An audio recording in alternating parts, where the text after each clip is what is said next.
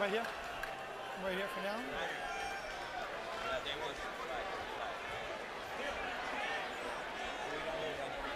Guys want to exchange the flags? Okay, come here. Edmund, right at the line. I'm going to let him work in here. Same thing, Abel. It's a little bit high right here. I'm going to let him work. Mouthpiece. Mouthpiece. I gave you both instructions. I just want to remind you, please listen and follow my commands at all times. Protect yourself at all times. Fight hard, fight clean. Good luck to both of you. You know, Triple G, and some people may be seeing him for the first time. They heard about this monster, Triple G, and last fight was on pay-per-view, and here you can just watch him on regular HBO. Triple G has his reputation because you were guaranteed not only action, but a knockout in his fights. Hasn't been the case in his last 2 fights. Let's see if he can get healthy here against Martirosyan. He generally, Triple G, provides indelible moments in his fights, whether it's Curtis Stevens exclaiming like he couldn't believe the power on the ground from a left hook, or Matthew Macklin writhing on the canvas from a body shot. See if he has one of those moments in him tonight. And Max, you mentioned that this feels like a throwback to an old-time HBO fight. For you, here's one more reason we haven't even mentioned so far. Martirosyan is promoted by Don King. It's hard to find that in the sport yet, or still at this hour. But here it is, a Don King promoted fighter in against Gennady Golovkin. Martirosyan flashing a nice jab. Throwing some good combinations already. Martirosyan sticking the jab in Golovkin's mouth. Golovkin lands a left hook.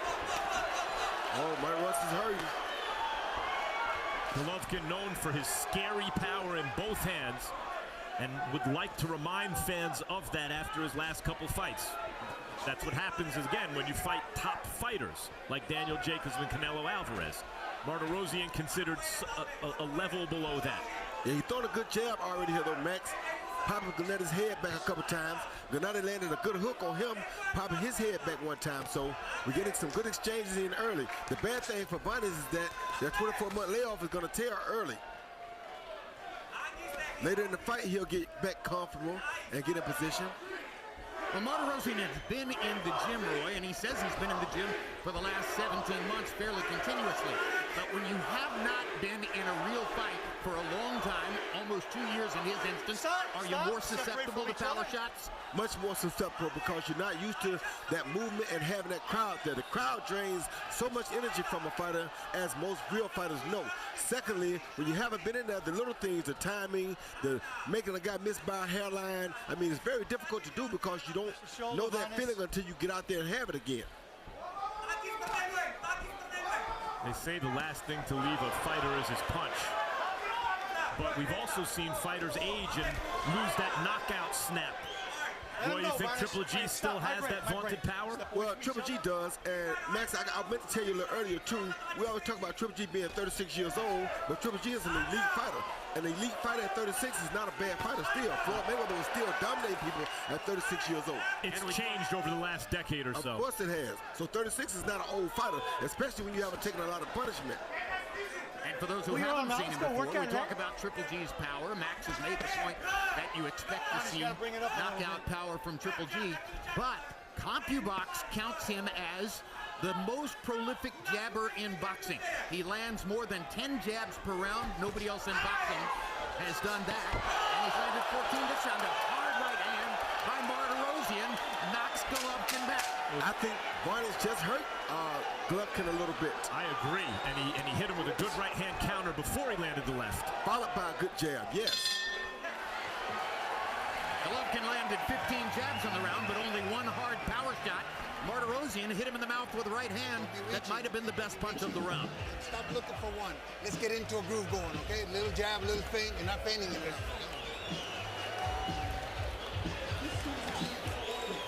You're a little tight. Okay? You're a little tight. Loosen up. Just relax. Huh? Where's the grease? You know what you're going to do? You're going to start moving with that head, being more comfortable, being smart, go tight on your defense, okay, D? Everything's working. Do what you're doing. You're doing everything good, but he's going to start jabbing more because he's missing his right hand. You're being smart. Very good. Move a little. Here you see Barnes come in with a jab, a right hand, and Triple G thought it was over. Then all of a sudden, bing, there goes another jab, and that's what knocked him off balance because it's the punches that you're not ready for. Look at Triple G's eyes. He said, oh, snap, this guy can punch. Yeah, I thought it was the right hand that had stunned him a little bit, but actually it was the follow-up left. Martirosyan came up in boxing in Southern California. A lot of Mexican fighters, a lot of gym wars. And he thinks he's uniquely prepared for Golovkin's Mexican style, but those are some monster uppercut by Golovkin, and Martirosyan grabs and holds on. That hurt him really bad, though, Jim. That uppercut hurt really bad. That was a good shot. He held on to Golovkin long enough to avoid being called for a knockdown, even though his knee hit the canvas. Dak Reese ruled it a throw by Golovkin. And Jim, he's kind of too slow right now to get out of the way of Triple G's big punches. So if Triple G turns it up right now, he can get him out before Vonage gets ready. And he better do that because Vonage is throwing some really big shots, but the ring rust is still really affecting him right now. Vonage is not reacting like a scared fighter. He's reacting like a fighter who's seen this all before. And that's not good, man. Well, because Triple G still has that concussive power. That's what I'm saying. That's not good because you need to be a fighter that acts like you don't want no part of this in the early rounds while he's powerful until you get used to seeing the timing of his punches. Then you can act like it doesn't really matter. Right now, it does matter because if he catches you crisp, it's going to be a problem. You heard Abel Sanchez telling Golovkin between rounds, you're a little tight, and it does look that way. As though Golovkin's got a lot of weight on his shoulders, a lot of pressure to deal with, a lot of outside the ring stuff. And he gets hit with a right hand again by Martirosyan. Oh, hard left hook by Golovkin. Right hand by Golovkin. Another left, hard left hook. Down goes Martirosyan. And he collapses onto his face. As Reese picks up the count. 7, 8, 9, 10. We're done. Second round knockout for Golovkin. And I would have got disqualified for that. Roy is not wrong about that. I would have got disqualified. I don't think Triple G should be disqualified for that, but that was exactly like the punch that you got disqualified for. Triple G, in his desire to score the knockout, was, if anything, overzealous with a fighter on his knees in front of him and landed a shot when Martirosyan was technically already down. And that may have been the finishing shot. Pretty close. I'll have to look at the replay to see whether Martirosyan actually was on the canvas or was in the process of going down. I wouldn't DQ a fighter for that, nor should you have been DQ'd. I agree. But technically, I believe he hit him when he was down. We'll see. Either way, he's got a new knockout streak. 1. Here's another look. Once again, the uppercut that caused the problems early, hit him right on the chin with a beautiful uppercut. Doesn't get any better than that, Jim.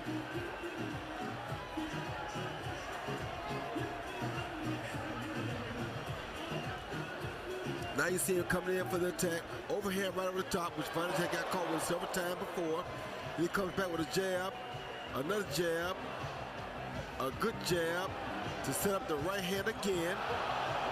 Another great shot, followed by tap right hand, a big left hook, and that pretty much finished Vonage right there. Followed by right hand, but Vonage was out at that point. Another hook, boom, and now Vonage is done. And there's a right hand, he's down right there on the ropes, and here's a, well, he was going down, so it wasn't that bad. I don't think his knee had reached the canvas, but the glove may have. Technically, he's down the moment that the glove touches the canvas. Yeah, let's look at it again. Haven't watched that. If the ropes are holding you up, you're down. That's right. And I think the ropes are holding him up. But guys, that was a clean knockout, even if it was a little messy at the end. That would never, I think, rise to the level of DQ if it's called properly. I totally agree, and you've got an excellent referee in there to make the call. Jack Reese is one of the very best. Now here's Reese as the count reaches 9, 10, and he waves it off. And Golovkin seems to let out a little air, relaxing finally after all the turmoil and the tension and the decision-making he's had to go through in these last few months. And now let's go to ring announcer Joe Martinez with the particulars on the KO. Ladies and gentlemen, the end comes at the official time. 1 minute, 53 seconds, round number 2. Referee Jack Race reaches the count of 10 for your winner by KO victory. He is still unified middleweight champion of the world, Triple J, Gennady Golovkin.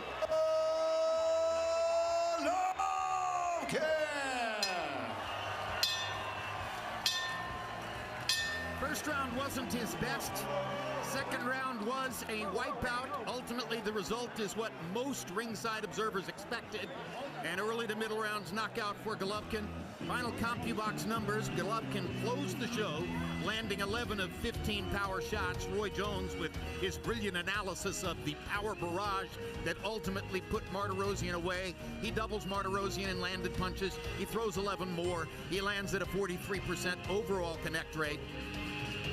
He reinforced his reputation as the #1 jabber in the sport, as he lands 16 out of 30 power shots, 53%.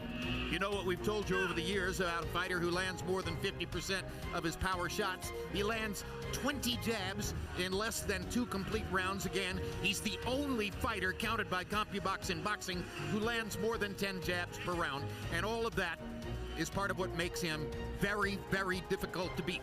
38-0-1 with 34 knockouts. He stands by now with Max Kellerman. Congratulations, Gennady. How does it feel to get a knockout under your belt? It's been a minute. I feel great. I come back. Gennady, Vanes came over to me a moment ago and said, that is the hardest puncher I've ever faced. Do you feel like you had your power back tonight? Why weren't you able to do this in your last 2 fights? Excuse me, give me a chance. Just I want to first of all, thanks. Thank you very much. Thank you very much, my friends from Kazakhstan, my family, and of course, my all fans of the world. Thank you very much. It's huge support. And of course, yeah, Vanes, he is a very good fighter. He punched me a couple of times, you know, just after first round, I said, this is serious business. This is a serious fight. That's what it looked like. It looked like he got your attention at the end of the first round, and you came out all business in the second. Absolutely. This is my second round is all business. First round, just I'm looking just his strategy because I know his team very good team. Congrats, and just you know, just second round, this is true business. Given the date at which Canelo had to pull out of tonight's fight that was supposed to take place in Las Vegas, you had to come up with a last-minute replacement opponent. Vanes has a name, he's a good fighter, he's a known fighter, he has a pleasing style, so it's understandable that he's a replacement opponent. But now this fight is over. The middleweight division is chock full of opponents who suddenly seem willing to fight you. What do you want to happen now? I want everybody. First of all, this is belt, this is Cinco de Mayo. Thank you, WBC family. This is big gift to all people. So congrats, guys, just Cinco de Mayo forever. When you say everyone, obviously the hope would be a Canelo rematch on Mexican Independence Day weekend. Is that what you're interested in? Absolutely, he's ready, just I'm ready every time. Are there any other middleweights out there who you'd be interested in making a fight with? It doesn't matter for me. I'm still champion last 9 years. Just I have a lot of belts. Just guys, just come and just take my belt. But the reason I ask for names now is because a couple years ago, the division didn't have a lot of interesting fighters. But now Daniel Jacobs has made a real name for himself. Charlo is there. Andrade's around. There are suddenly a lot of good fighters in the division. Are there any of those named fighters who are elite fighters that you would like to fight? Hopefully we're very soon see you this fight with these guys. It doesn't matter for me. With who? To clean out the division. Absolutely. Gennady, thank you very much. Good to see you again. Hope to see you in several months in the ring with Canelo. Thank you very much. Thank you very much for everybody, for your support, and congratulations for Cinco de Mayo. Thank you, guys. Jim.